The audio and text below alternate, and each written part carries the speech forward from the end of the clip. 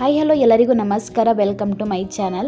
Chicken kebab ಹಾಗೆ chicken ಡ್ರೈನೆಲ್ಲ ತಿಂದಿರ್ತೀರಾ. ಒಂದ್ಸಲ ಈ ರೀತಿ ಮನೆಯಲ್ಲಿ ಮಸಾಲಾ ಪೌಡರ್ನ ಮಾಡಿಕೊಂಡು ತುಂಬ ರುಚಿಯಾಗಿ ಚಿಕನ್ ರವಾ ಫ್ರೈನ ಹೇಗೆ ಮಾಡೋದಂತ ಇವತ್ತಿನ ವಿಡಿಯೋದಲ್ಲಿ ನೋಡೋಣ. ಈ ಚಿಕನ್ ರವಾ ಫ್ರೈನ ಮಾಡೋದಕ್ಕೆ ನಾವು ಮೊದಲಿಗೆ ಇದಕ್ಕೆ ಬೇಕಾಗಿರುವಂಥ ಮಸಾಲಾನ ಹುರ್ಕೊಳ್ಬೇಕಾಗತ್ತೆ.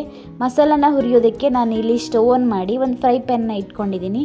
ಅದಕ್ಕೆ 1 ಸ್ಪೂನ್ ಆಗುವಷ್ಟು ಕೊತ್ತಂಬರಿ, ಹಾಗೆ ಅದಕ್ಕೆ ಒಂದು ಅರ್ಧ ಸ್ಪೂನ್ ಆಗುವಷ್ಟು ಜೀರಿಗೆ, ಅರ್ಧ ಸ್ಪೂನ್ ಆಗುವಷ್ಟು ಕಾಳುಮೆಣಸು, ಹಾಗೆ ಅರ್ಧ ಸ್ಪೂನ್ ಆಗುವಷ್ಟು ಸೋಂಪು ಕಾಳು.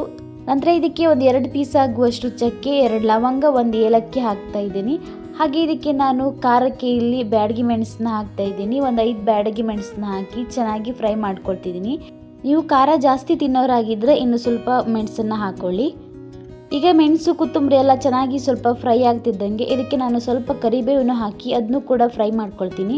ಇದನ್ನ 1 ನಿಮಿಷಗಳ ಕಾಲ ಚೆನ್ನಾಗಿ ಫ್ರೈ ಮಾಡಿಕೊಂಡು ಸ್ಟವ್ ಆಫ್ ಮಾಡ್ಕೊಳ್ಳಿ. ಇದು ಬಿಸಿ ಆರಿದ ಮೇಲೆ ಇದನ್ನ ನೈಸಾಗಿ ರುಬ್ಬಿ ರೆಡಿ ಮಾಡಿ ಇಟ್ಕೊಳ್ಳಿ.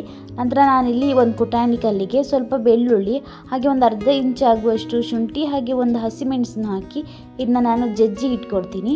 ಇದೀಗ ಜಜ್ಜಿ ನಾನು ರೆಡಿ ಮಾಡಿ ಇಟ್ಕೊಂಡಿದ್ದೀನಿ. ನಂತರ ನಾನಿಲ್ಲಿ ಒಂದು 200 ಗ್ರಾಮ್ ಆಗುವಷ್ಟು ಚೆನ್ನಾಗಿ ಕ್ಲೀನ್ ಮಾಡಿ ತೊಳೆದಿಟ್ಕೊಂಡಿದ್ದೀನಿ. ನಾನು ಇಲ್ಲಿ ಬೋನ್ಲೆಸ್ ಚಿಕನ್ನ ತಗೊಂಡಿದ್ದೀನಿ. ಇದಕ್ಕೆ ನಾನು ರೆಡಿ ಮಾಡಿ ಇಟ್ಕೊಂಡಿರುವಂಥ ಮಸಾಲ ಪೌಡರ್, ಹಾಗೆ ಒಂದು 1/4 ಸ್ಪೂನ್ ಆಗುವಷ್ಟು ಅರಿಶಿನ, ನಂತರ ರುಚಿಗೆ ತಕ್ಕಷ್ಟು ಉಪ್ಪು ಹಾಕ್ತಾ ಇದ್ದೀನಿ.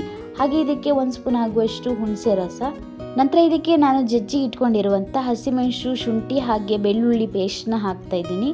ಅದನ್ನ ಹಾಕಿ ಚೆನ್ನಾಗಿ ಒಂದ್ಸಲ ಮಿಕ್ಸ್ ಮಾಡ್ಕೊಳ್ಳಿ. ಒಂದ್ಸಲ ಚೆನ್ನಾಗಿ ಮಿಕ್ಸ್ ಮಾಡ್ಕೊಂಡಾದ್ಮೇಲೆ ಇದಕ್ಕೆ ನಾನು 1 ಮೊಟ್ಟೆ ಕೂಡ ಒಡೆದು ಹಾಕ್ತಾ ಇದ್ದೀನಿ.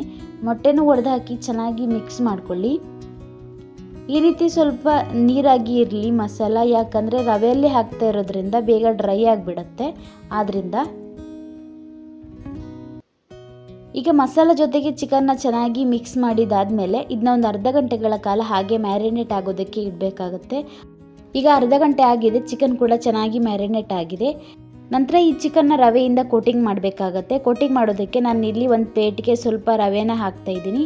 ಹಾಗೆ ಮ್ಯಾರಿನೇಟ್ ಆಗಿರುವಂಥ ಚಿಕನ್ನ ರವೆಯಲ್ಲಿ ಅದ್ದಿ ಮೊದಲಿಗೆ ಚಿಕನ್ನ ಚೆನ್ನಾಗಿ ಕೋಟಿಂಗ್ ಮಾಡಿ ರೆಡಿ ಮಾಡಿ ಇಟ್ಕೊಳ್ತೀನಿ.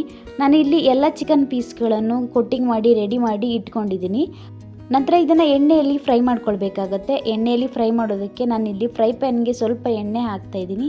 ಜಾಸ್ತಿ ಎಣ್ಣೆ ಹಾಕಿ ಕೂಡ ಇದನ್ನ ಚೆನ್ನಾಗಿ ಫ್ರೈ ಮಾಡ್ಕೊಳ್ಬೋದು. ನಾನಿಲ್ಲಿ ಸ್ವಲ್ಪ ಎಣ್ಣೆ ಹಾಕಿ ಇದನ್ನ ಫ್ರೈ ಮಾಡ್ಕೊಳ್ತಿದ್ದೀನಿ. ಈಗ ಇಲ್ಲಿ 1-2 ಸ್ಪೂನ್ ಎಣ್ಣೆ ಹಾಕ್ತಿದ್ದೀನಿ. ಎಣ್ಣೆ ಸ್ವಲ್ಪ ಬಿಸಿ ಆಗ್ತಿದ್ದಂಗೆ ಕೋಟಿಂಗ್ ಮಾಡಿ ರೆಡಿ ಮಾಡಿ ಇಟ್ಕೊಂಡಿರುವಂಥ ಚಿಕನ್ ಹಾಕಿ ಚೆನ್ನಾಗಿ ಫ್ರೈ ಮಾಡ್ಕೊಳ್ತೀನಿ.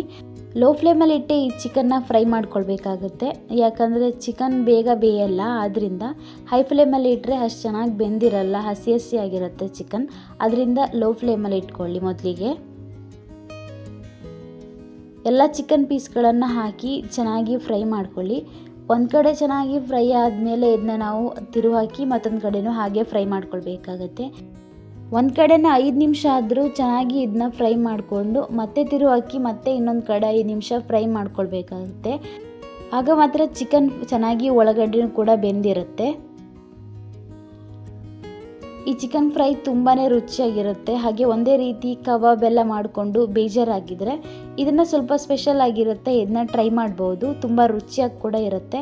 ಹಾಗೆ ಮೇಲ್ಭಾಗ ತುಂಬ ಕ್ರಿಸ್ಪಿಯಾಗಿರುತ್ತೆ. ಹಾಗೆ ಒಳಗಿರುವಂಥ ಚಿಕನ್ ಕೂಡ ತುಂಬಾ ಜ್ಯೂಸಿಯಾಗಿ ರುಚಿಯಾಗಿರುತ್ತೆ. ಇದೀಗ ಒಂದು ಕಡೆ ಫ್ರೈ ಆಗಿದೆ. ನಾನು ಇದನ್ನ ಮತ್ತೆ ತಿರುವು ಹಾಕಿ ಇನ್ನೊಂದು ಕಡೆನೂ ಕೂಡ ಅಷ್ಟೇ ನಿಮಿಷ ಚೆನ್ನಾಗಿ ಫ್ರೈ ಮಾಡ್ಕೊಳ್ತಿದ್ದೀನಿ. ನೀವು ಮನೆಯಲ್ಲಿ ಚಿಕನ್ ತಂದಿದ್ದರೆ ಕಬಾಬ್ ಅಥವಾ ಡ್ರೈ ಚಿಕನ್ ಮಾಡ್ಕೊಳ್ಳೋ ಬದಲಾಗಿ ಒಂದ್ಸಲ ಈ ರೀತಿ ರವಾ ಫ್ರೈ ಚಿಕನ್ನ ಮಾಡ್ಕೊಳ್ಳಿ. ತುಂಬ ರುಚಿಯಾಗಿರುತ್ತೆ. ಟ್ರೈ ಮಾಡಿ. ಹಾಗೆ ಹೇಗೆ ಬಂದಿದೆ ಅಂತ ಕಮೆಂಟ್ ಮಾಡಿ. ನಿಮಗೆ ಈ ವಿಡಿಯೋ ಇಷ್ಟ ಆಗಿದ್ರೆ ಪ್ಲೀಸ್ ಒಂದು ಲೈಕ್ ಮಾಡಿ, ಶೇರ್ ಮಾಡಿ, ಕಮೆಂಟ್ ಮಾಡಿ. ಹಾಗೆ ನಮ್ಮ ಚಾನಲನ್ನು ಇನ್ನೂ ಸಬ್ಸ್ಕ್ರೈಬ್ ಆಗಿಲ್ಲ ಅಂತ ಹೇಳಿದರೆ ಪ್ಲೀಸ್ ನಮ್ಮ ಚಾನಲನ್ನು ಸಬ್ಸ್ಕ್ರೈಬ್ ಮಾಡಿಕೊಂಡು ನಮ್ಮ ಚಾನಲ್ಗೆ ಸಪೋರ್ಟ್ ಮಾಡಿ. Thank you.